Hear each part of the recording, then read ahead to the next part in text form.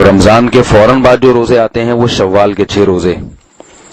رسول اللہ صلی اللہ علیہ وسلم نے فرمایا من صام رمضان ثم اتبعه 6 من شوال كان كصيام الدهر.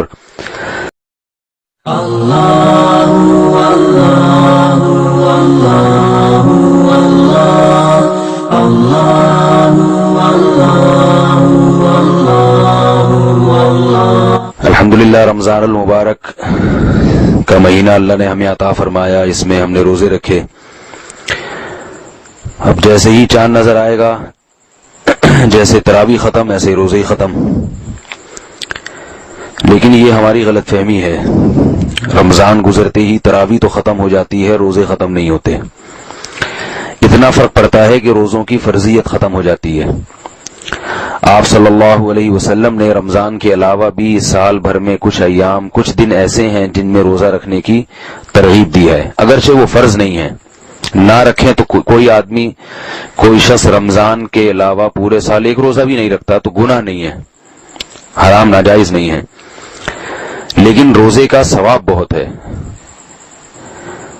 جیسے نفلی نماز میں کچھ نمازیں ہیں جن کی کا بہت ثواب ہے، ایسے ہی نفلی روزوں کا بھی ثواب ہے. حدیث میں ہے رسول اللہ صلی اللہ علیہ وسلم نے فرمایا رمضان کے بعد سب سے افضل ترین روزہ محرم کے مہینے کا روزہ ہے، یعنی 9 اور 10 محرم یا 10 اور 11 محرم. تو ہمیں اہتمام کرنا چاہیے کہ 10 محرم کا اور 9 محرم کا ہم روزہ رکھیں. اور رمضان کے فوراً بعد جو روزے آتے ہیں وہ شوال کے 6 روزے. رسول اللہ صلی اللہ علیہ وسلم نے فرمایا من صام رمضان ثم اتبعه 6 من شوال كان كصيام الدهر. جس نے رمضان کے روزے رکھے اور اس کے بعد شوال میں 6 روزے رکھے تو یہ ایسے ہے جیسے پورے سال اس نے روزے رکھے. تو رمضان ختم ہونے کے بعد اگر ہمت ہو تو شوال میں بھی 6 روزے رکھنے چاہیے، صحیح ہے، مسلم کی حدیث ہے. البتہ بعض علماء کہتے ہیں کہ یہ 6 روزے لگاتار نہیں رکھیں بلکہ تقسیم کر کے رکھیں. وہ دونوں طرح سے اختیار ہے.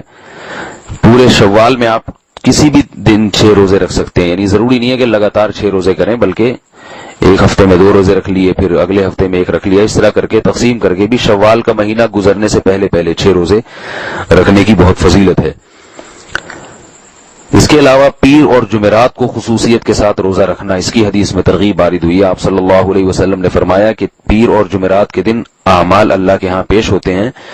فَأُحِبُّ أَن يُعْرَضَ عَمَلِي وَأَنَا صَائِمٌ. میں چاہتا ہوں کہ میرا عمل جب اللہ کے سامنے پیش ہو تو میں روزے سے ہوں.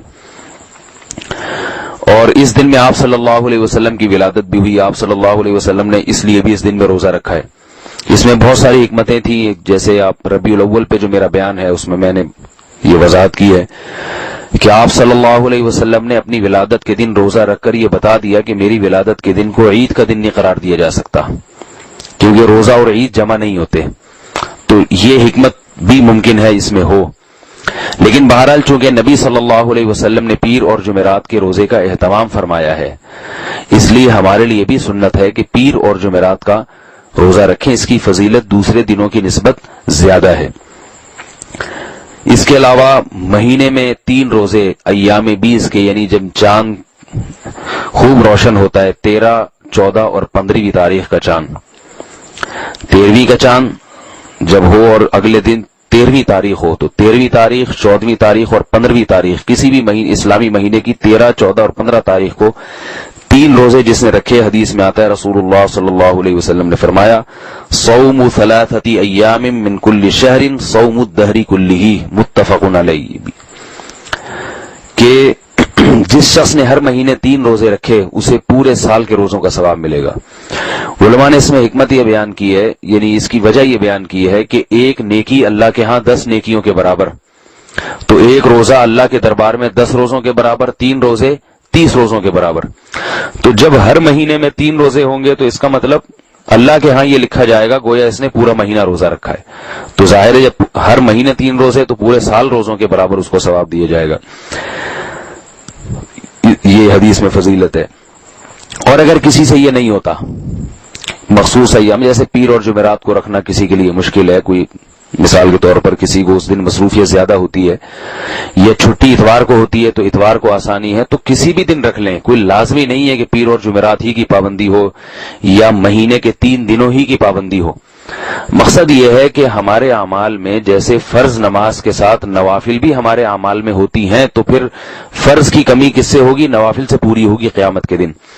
تو ایسے ہی فرض روزہ جو ہے اس کے ساتھ ساتھ انسان کو اپنے اعمال میں، جیسے آج کل کہتے ہیں نا، اسپیئر میں نفلی روزے بھی رکھنے چاہیے۔